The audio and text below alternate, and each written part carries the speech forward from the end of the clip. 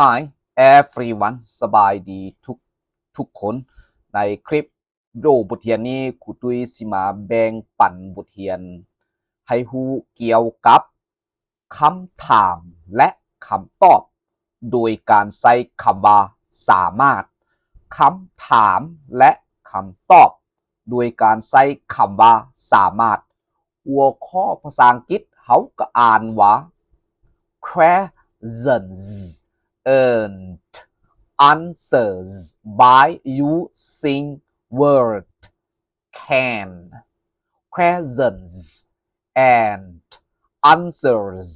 by using word can อยู่ใน and and ก็ได้หรือว่า earned ก็ได้เด้อสองเสียงนี้มีบทเรียนรายละเอียดคือแนวใดนั้นเอาไปฝึกอ่านและฝึกเขียนพร้อมกันเลยQ ตัวเดียวนี้ตัวเต็มก็คือ questions แปลว่าคำถาม Can you swim Can you swim เจ้าลอยน้ำเป็นบ่เจ้าลอยน้ำเป็นบ่ A ตัวย่อตัวเต็มก็คือ answer หรือว่า answer สองเสียงนี้ได้เด้ออ่านได้ถูกต้อง Yes I can Yes I can เจ้าคอยลอยน้ำเป็นเจ้าคอยลอยน้ำเป็น Can she play the guitar Can she play the guitar ลาวผู้หญิงลีนกีตาร์เป็นบ่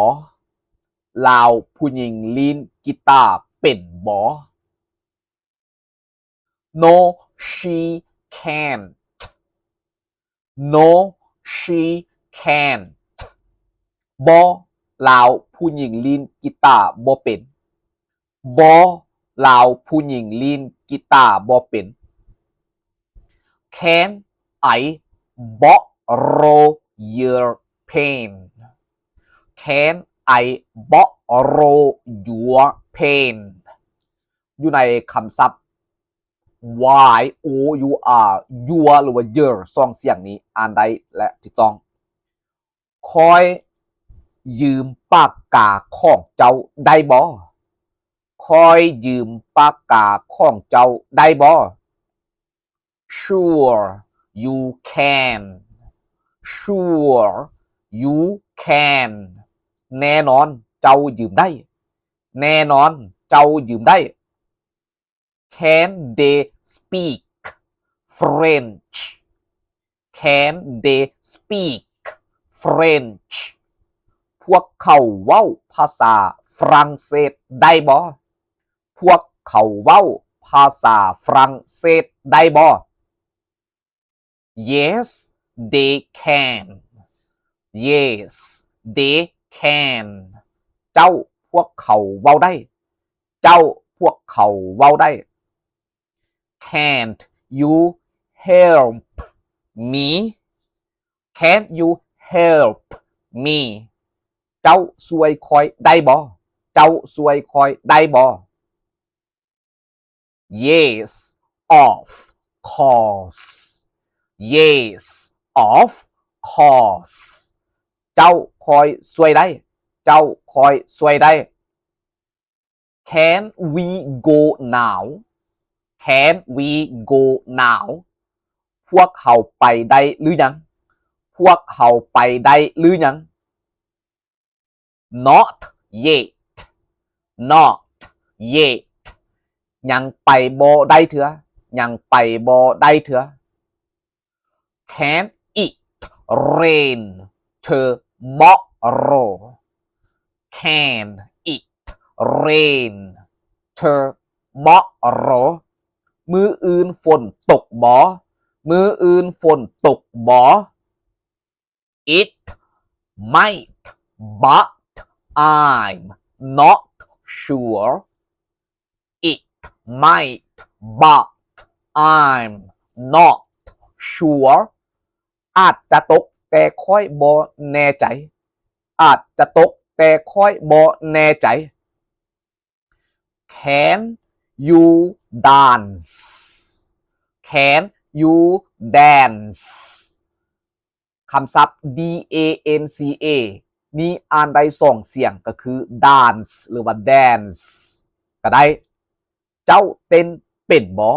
เจ้าเต้นเป็นบ่ A little bit A little bit เต้นเป็นน้อยนึงเต้นเป็นน้อยนึง Can he drive a car Can he drive a car ลาวผู้ชายขับรถเป็นบ่ลาวผู้ชายขับรถเป็นบ่ Yes he can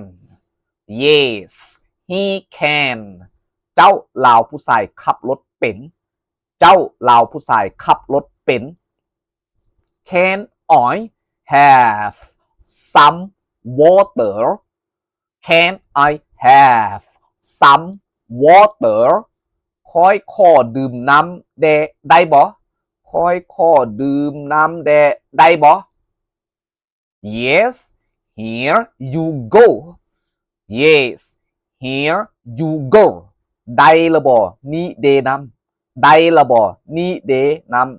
ำขอบใจหลายๆสำหรับผู้